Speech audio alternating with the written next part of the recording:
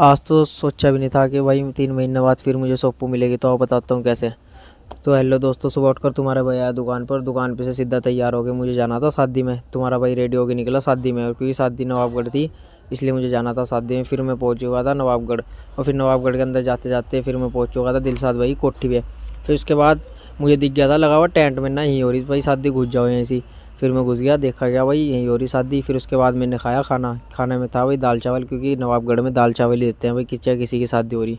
फिर उसके बाद आया था मैं बाहर। फिर बाहर आ गया भाई, थोड़ी वीडियो बनाई, क्योंकि मैंने कहा भाई घर जा रहे हैं हम दुकान के साइड। फिर उसके बाद मेरे दोस्त ने कहा हो तेरी बाइक खड़ी। मैंने हाँ भाई, मेरा दिल सा आ गया था। मैंने कहा यार याद आ गई मुझे बाइक की। फिर उसकी थोड़ी वीडियो बनाई।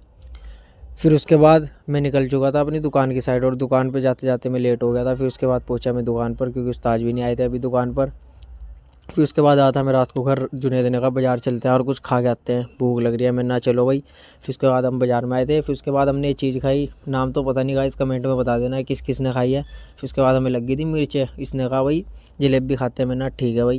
फिर उसके बाद हमने जलेबी खाई।